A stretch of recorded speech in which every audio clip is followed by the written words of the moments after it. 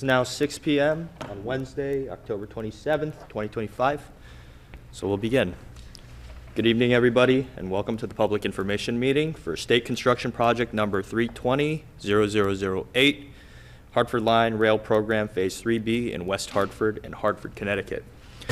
We hope that everybody in attendance finds the presentation informative and that we'll be able to address and answer any comments, questions, and concerns that you may have tonight. My name is Jonathan Kang, and I'm a supervising engineer with the Connecticut Department of Transportation's Transit Design Unit, and I'm the project manager for this project. Before we begin the presentation and introduce the project team, I'd like to go over a few housekeeping notes and give an opportunity for any town or state representatives who may be here tonight to introduce themselves and provide any statements they may have at this time. Okay, seeing and hearing none. I'd like to now introduce the project team. First, we have with the Connecticut Department of Transportation, the principal engineer, Rich Bertoli. Myself, Jonathan Kang. As I said, I am the supervising engineer with the Transit Design Unit, and I am the project manager on this project. And then we have Eric Feldblum, who is present, who is the project engineer within the Transit Design Unit up front. I'd like to move, and then we also have present with us from the department, Zach Guarino, property agent from our rights-of-way unit, as well as Rob Bradway, our safety and security rail officer from our Office of Rails. We'll move into our consultants, department's consultants. We have with us WSP, who is the project management team for the Hartford Line program, and our design engineers from HNTB. Aaron Foster is with us up here, who is the program manager from HNTB. We invite everybody to complete the public survey after tonight's meeting, which has been established for this project. The survey is going to be used as a tool to provide us with valuable feedback for improving the format of these kinds of meetings and public formats moving forward in the future. There's also available a civil rights flyer as well, and links to both the public survey and the civil rights flyer will be available on the project website, to which we will provide a link to at the end of the presentation. Lastly, I'd like to state the following as part of Title VI Civil Rights. No person shall, on the basis of race, color, or national origin, be excluded from participation or subject to discrimination in the development of this project. Okay, and then we have, for reference, the Title VI slides available.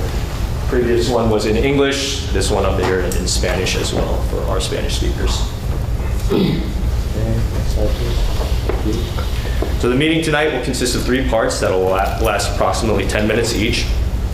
The first portion will consist of an overall background and high-level information on the Hartford Line program itself, followed by the presentation of design by our design team from HMTB.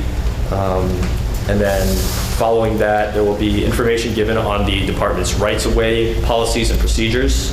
And then we'll close out the project, or the presentation, excuse me, with the cost and schedule information, and then before opening it up to a question and answer session. So with that, we'll begin the presentation of the project with an overview of the Hartford Line and the Hartford Line program overall, which will be presented by Chris Bonsignor from WSP, our program management team. Chris? Thanks, John. Good evening, everyone. As John said, my name is Chris Bonsignor. I'm with WSP. We're a consultant engineering firm acting as the program manager for the Department of Transportation, overseeing the program management of the entire Hartford Line rail program. So I wanted to just spend a few minutes to give you guys a little bit of an overview of that program. Kind of gives you a context as to where this project you're going to learn about tonight fits in within that program. The Hartford Line rail program, it's a broad partnership between the Connecticut DOT, Amtrak, the Federal Railroad Administration, and as well as the states of Massachusetts and Vermont. And what it did was it brought a brand new intercity rail service here to central Connecticut. Goes right up the middle of the state from New Haven up to Springfield. As you can see here in the picture, this service was launched in 2018. That's a picture from the service launch. It's branded as CT Rail Hartford line. And go to the next line here. So this is a little bit about the overall program, some of the benefits and purpose. You can see we're providing fast, safe, and reliable public transportation through central Connecticut. This is trying to reduce congestion on the highways. It's saving on fuel costs, energy savings, reducing emissions, and it's encouraging compact mixed-use development near the stations that are part of this line. You can go to the next slide, Aaron. So this is a map showing the overall Hartford Line program and what's been completed and what's yet to be completed on the overall program. It's divided into phases. So you can see it goes from New Haven at the bottom of the map up to the Connecticut-Massachusetts border at the top of the map. And it's color-coded by phase. Phases 1 and 2 are complete. That included double tracking the rail line from New Haven up to Newington, as well as 3 new stations that are in service. They were built in Berlin, Meriden, and Wallingford. Phase 3A was next. That's complete. That included additional double tracking just north of Hartford, as well as improvements to Windsor Station. We're currently in phases 3A and 4. Phase 3A is shown in red on the map, and the project you're going to learn about tonight is part of phase 3B. So phase 3B overall is 3 new segments of double tracking in Hartford, West Hartford, up in Windsor, Windsor Locks, and also in Enfield. And then phase 4 is the addition of new stations. There's one in construction right now in Windsor Locks. There's another station in Enfield where design is just about complete. Planning to start construction next year. And then, thanks, John. And then there's additional stations planned, one right here in West Hartford, one in North Haven, and one in Newington. That's all part of phase 4. I think you can go on to the next slide. So that's just a quick overview of the program, overall Hartford Line Rail program. Tonight you're going to hear about one particular project that's part of that program, and that project is the double tracking here in Hartford and West Hartford. This project's about a 2-mile stretch of double tracking along the existing rail line. That rail line is immediately adjacent to the CT Fast Track, if any of you are familiar with that. It's the bus rapid transit system. And so we're adding a second track there. Along with that, there's drainage improvements, signal improvements, and then, of course, the grade crossings. So there's two at-grade crossings, one in Hartford at Hamilton Street and one at Oakwood Avenue in West Hartford. Up here, you see in the slide the purpose of the project: improve the safety and capacity for the Hartford line, and some of the benefits are being able to increase capacity on that line, and there are some rights-of-way impacts anticipated. I'm going to turn it over to Aaron from HNTP. He's overseeing the design of this particular project that we're going to talk about tonight.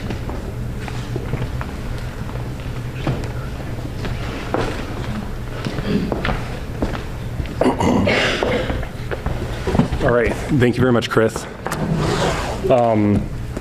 This project, as Chris stated, is the double tracking in Hartford and West Hartford. This project includes drainage improvements, new signal equipment at 2 grade crossings, other grade crossing improvements at those 2 locations, and like I noted, that second track. Next slide, please. The double tracking is approximately 2 miles in West Hartford, beginning due south of Oakwood at Wood Interlocking, all the way through north through to Capitol Interlocking, just due north of Hamilton grade crossing. Like Chris said, it's adjacent to the CT Fast Track. We have grade crossing improvements at Oakwood and Hamilton in that blue shaded area.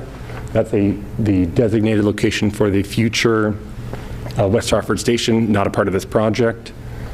You could go to the next slide. Hauling roads to remove material from the site are going to be located from 3 access points of Oakwood Avenue, Flatbush Avenue, and Hamilton Street. They'll drive down New Park Avenue to a WSA stockpile location under I-84 along New Park Avenue. At Oakwood Avenue, this intersection, along with adding that second track, we're going to be adding 4 new gate arms at this location to improve safety. There's going to be some other traffic safety features, new signage. There's new drainage going in along this location. We're relocating that industrial driveway due, I believe that's east, or a little southeast, to relocate better sight lines for the intersection, better turning radii. There's a new drainage pipe going in under the fast track, which will require a temporary detour or alternating one way for that fast track, and we'll coordinate with CT Transit.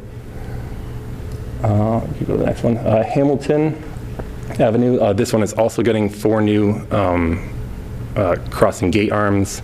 There's other safety improvements, new pedestrian crossing. Both sidewalks will be maintained at this location.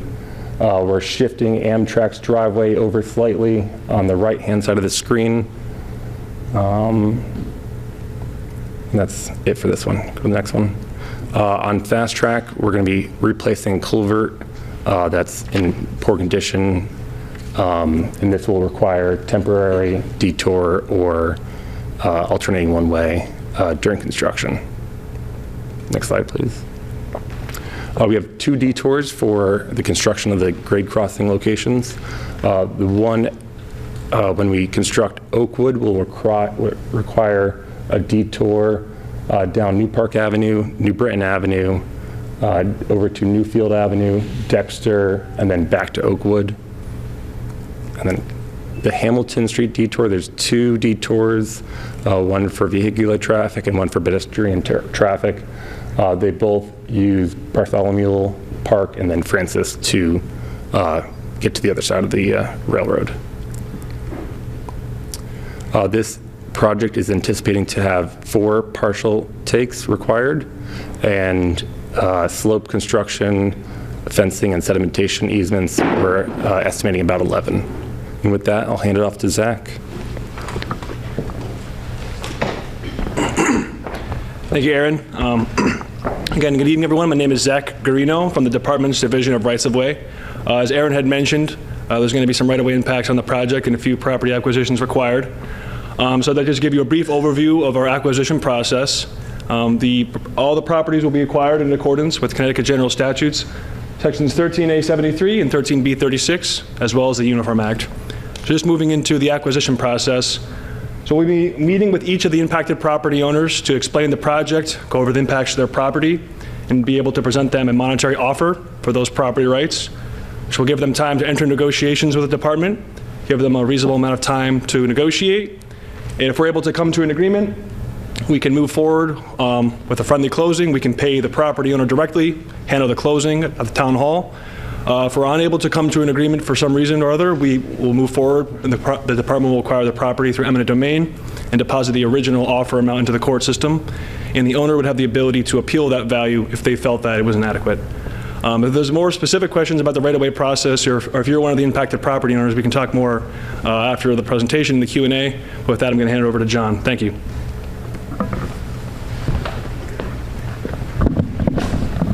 All right, thanks, Zach.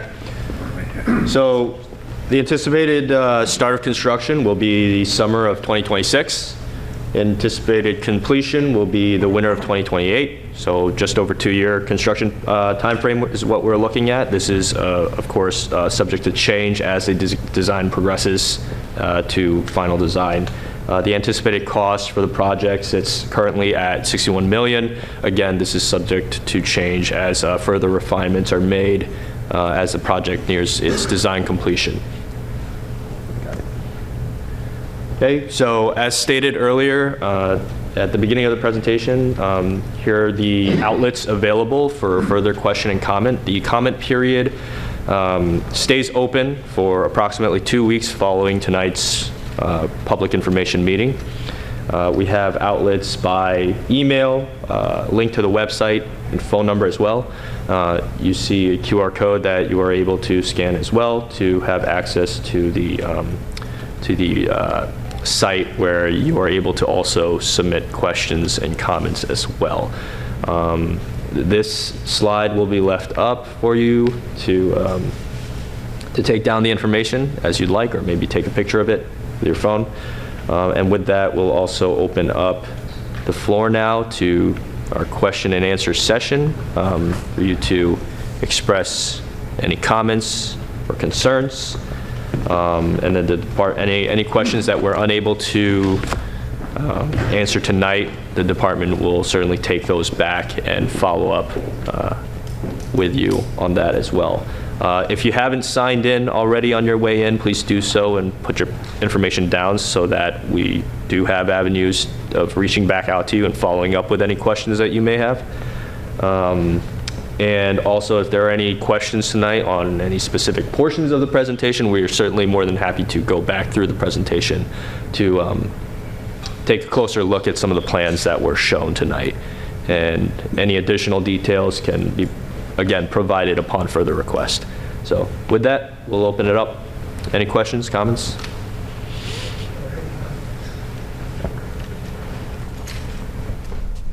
Yes, sir. Do you have the funding for this? 61 million? Yes. You have it. Yeah, it'll be both federal and state funds. So the federal feds have come through with that. Yes, yeah, we have a grant process that we go through. These rail projects are typically funded by the FTA or FRA, so that would be Federal Rail Administration or Federal Transit Administration. No so approvals right now? I believe we've attained the funding. No. So We have awarded the funds, but we are working through the application process with the administration. John, could you just repeat that for the yeah, sure. So the question is that the mic for the Hey, so the question was, has the funding for the project been secured? And the response to that question was that for these transit design projects, that they're funded both with state and federal funds, combination of both.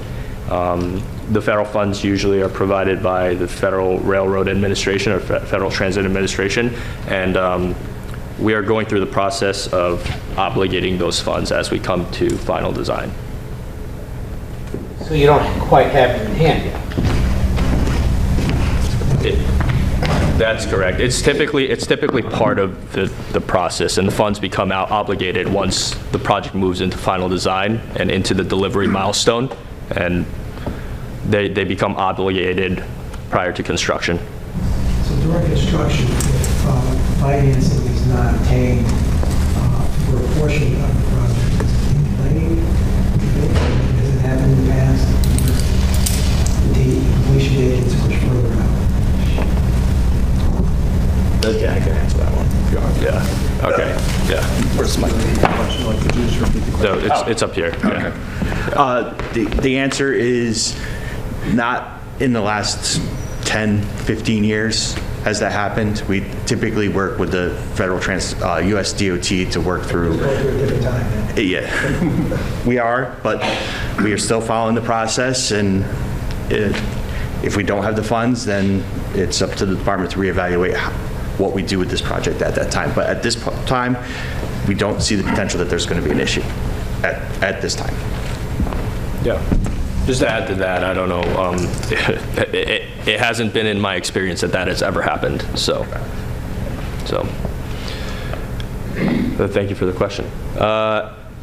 Any other questions, comments?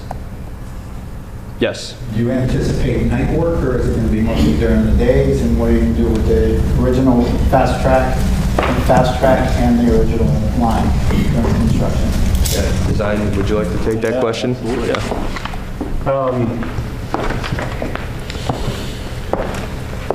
The question was, do we anticipate night work and on the... Interruption to the bus or rail traffic. Yeah,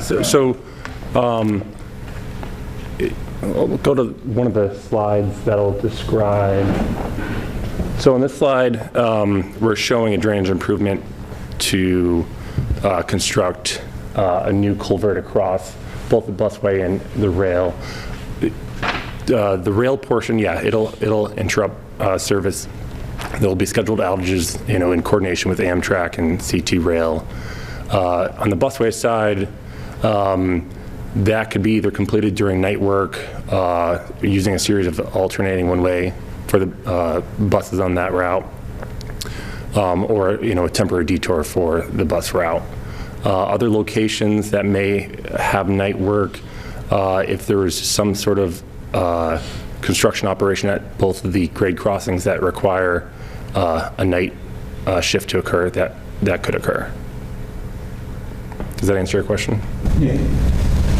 So you can't jack this and fight this? So this one probably not, just due to the proximity. There's a building just, feet away or right up to the right of way on that side.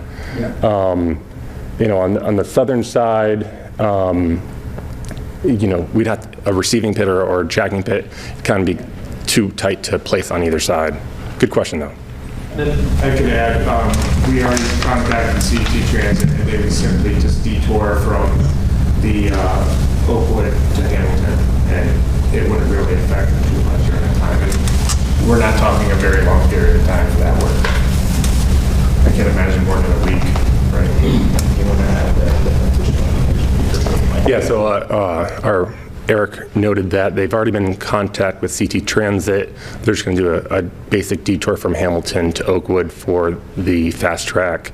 So it'll probably be able to be all day work where they open cut the fast track. But the rail line would still have to be an open cut during the, and cause an outage. Can you recap the reason for this actual work we have been?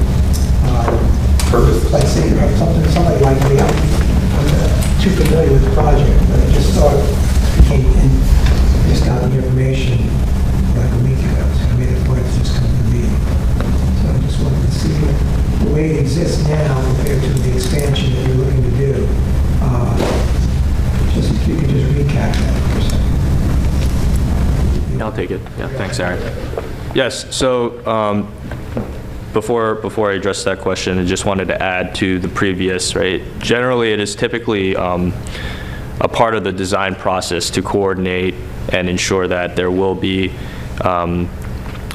opportunities for night work to take place should that be needed, as well as coordinating with other forms of transit that are in the area so that the conflicts are mitigated. So like Eric mentioned, coordination with CT Fast Track has taken place, CT Transit has taken place. We coordinate with the rail lines that use the rail as well. So we time the outages, and we as the project moves into construction and changes hands to our district offices, they coordinate with the contractors doing the work to ensure that whatever night work needs to happen happens, and there's mitigation of risk to the traveling public. That's always the name of the game. So the next question that came from this gentleman was just to recap and rehash what the purpose. I think what's existing versus where the expansion can take us to have a better understanding. Exactly. Okay. So yeah, the purpose and of the project and the program overall, as it pertains to what's existing and what will be. So currently, as was mentioned, the overall Hartford line starts from our Union Station down in New Haven, and it extends all the way up to the Connecticut-Massachusetts border into Springfield. The overall program seeks to expand the line and the capacity for increased ridership from a single track to double track. And in doing that work, anywhere along the way as we're doing that, we're going to be making grading improvements, drainage improvements, and improvements that... Just a double track for certain segments of the line? No, it's the entire line, yes, yeah. So earlier we went through the different phases that were part of the Hartford line, and the phases that have been completed. So currently we are under phase 3B, which which focuses, this is a segment of Phase 3B, this West Hartford and Hartford segment that you see on the display boards. So thank you for your question. Gentleman in the back. Right now, there's a second track already, that welded rail. 491 was a welded rail, and why would you need to acquire property if there's already in the right-of-way track, the second track? Yeah, you want to take that? Yeah, just repeat the question. So the question was, there's seems to be 2 tracks out there currently, and that's correct. There's an existing transit track that Amtrak uses, and then a siding track. That siding track is not designed for the higher speeds that commuter or the speeds that we're looking to design for this corridor. So we are, we're shifting that track out several feet so that we could get the clearances between the tracks to allow 2 passing trains to occur at up to 110 miles an hour design speed. The whole line has been designed for much higher speeds to improve flow of traffic, absolutely. And your question, sir, included, what else are we doing and why do we need some right-of-way? Yeah, so the right-of-way portion, in moving that track out, we have to move some of our drainage features out and move some of our signal equipment out. In order to fit that all in, that's where any easements are. In other words, prior to 91, when there was the double track line, you couldn't have gone the trains the same. Current standards have minimum distances between track centers so that trains passing at higher speeds have safer offsets. Did that answer your question? Yeah. Question, will they be sound barriers? Yeah. Just to add on, and just for general information for the folks who may not be familiar, right? The siding tracks are typically, as Aaron mentioned, they're not typically used for the purpose of transit, but more for maintenance and storage purposes, which is why you see another track out there, and that's being shifted. So you could think of it as kind of like a pull-off, as you would see on the highway, but this is for a rail capacity. Sir? The question was, take your time. More lady these days. Will there be sound barriers? Because I know speed. Will there be sound barriers that would break some of that noise, that potential noise along the rail line in certain segments? So, thank you for the question. So the question was, will there be sound barriers installed along the Hartford line in areas where they may or may not be needed? The answer is no. There are sound studies that are done in the very preliminary design phases of the project, and they get assessed for noise, and we receive those recommendations from that office of the department. However, if there is a future need identified, especially at the grade crossings, there is an avenue to request quiet zones for things like horn soundings from the trains and the like. Those are typically, the process for that is typically that the municipality is responsible for putting in a request and developing a study to be submitted to FRA, who issues those quiet zones and requirements. Does that answer your question? Yes, it just gives a good general idea. Just looking at the fact that are there other trains actually that can travel that fast right now that are concerns? Yeah, you want to take that one, Rich? Yeah. So the question was, are there other trains that are currently in service that reach those speeds that were mentioned earlier? Yeah. So as far as I know right now, none of the CT rail equipment can operate up to the 110 speed, but the smaller Hartford line shuttles that have the 2 coach consists can reach up to those speeds. The longer Amtrak consists, I couldn't tell you directly, but we could find out and get that answer. But they are allowed to go up to that speed, and the equipment is feasible to get up to that speed. The longer consists with the more coaches, because of the weight behind it, cannot get up to that speed, even though the locomotives are rated for that. Okay? All right, thank you, Rich. Any other questions? I had a question. Yes. So this goes from West Hartford to like Parkville. What's in the plan to go from like Parkville and connect up to Windsor? Good question. So the question was, you know, what are the plans for outside of this segment beyond north, beyond where the end of the work is? We do have other segments of under Windsor Locks. Yeah, under 3B. We have a Windsor Lock segment and an Enfield segment as well under 3B, phase 3B.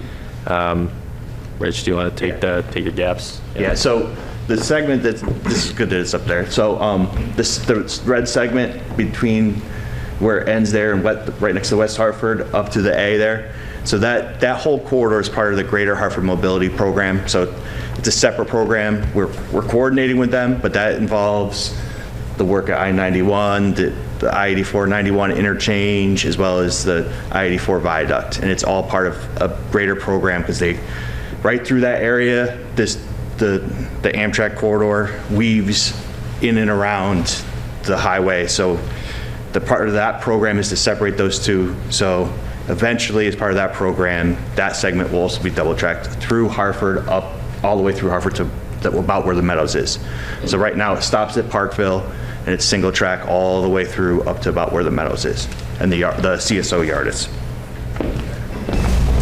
Those that are being concurrent, like, do you know what part of that program? It's a future project that's coming, that's currently being looked at, studied in the design phase. Yeah. Correct, yeah. As far as that segment through the actual Hartford, proper goes. And those are the last two segments needed to go double track all the way through. The bridge that goes over the Connecticut River, which is the last segment between Enfield and Windsor Locks. You can see there's no, between the reds don't connect. Oh, okay, It's a large bridge. Yeah. So obviously funding and everything would need to be acquired for that. And yeah, so we're for the Hartford program, Hartford line program, double tracking program, we're under phase 3B, and there's still phase 4 yet to come. That'll come in the future. Yep. Sorry. So on the rail line itself, the infrastructure that exists underneath the tracks and the fast track, who's ultimately responsible for that to take care of that? So if you look at, say for example, just to give you an example, if you look at Capitol Avenue in Hartford, and the crossover where the fast track goes and the rail line that exists over there, underneath that structure itself, who's ultimately the responsible person? Yeah, the city and we go, fast track goes over, so it's us. So the question is that under the existing infrastructure as it sits today, who owns the property under that? So If we're letting other work be done, it needs to be done as the rail is being expanded and there's all that construction. But the other segment, this one segment I'm talking about is totally just... It's all within, anything that's within the right-of-way and outside of... Underneath the right-of-way. Correct, yeah. So as long as it's within the right-of-way and outside of private property, it is owned by the department, Fast Track. Transportation? Correct, and Amtrak. Yeah. Yeah. You're talking about Park Street? I'm talking about Capitol Avenue and 4th Street in particular, because I've been in Hartford for 20 years, and that infrastructure underneath there is in really bad shape. And that's the gateway to the Capitol, coming off of the highway and from West Hartford. And it's just been sitting as a mess. What kind of infrastructure are you talking about? I'm talking about the whole structure that holds up the road that the fast track is running on, and then also the rail line overpass over this road. And underneath that is just totally unmanaged, completely. is something that we'll have to look into. If it's, I'm not sure if you're referring to a, I'd like to talk to you. I'm not sure if you're referring to a drainage structure or a bridge or. It's a bridge, it's actually a bridge. We'll certainly speak with you after the meeting and we'll follow up on this. Yeah. Any other questions?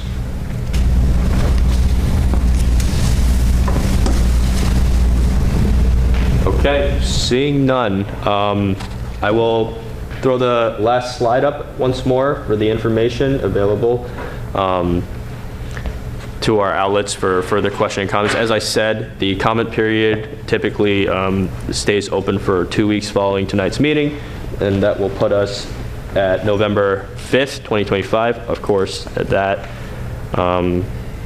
there are other, there are other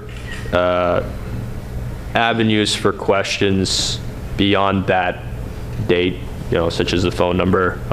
You're free to call the department and continue asking questions. But as far as the project website and the QR code, I believe those close on November 5th.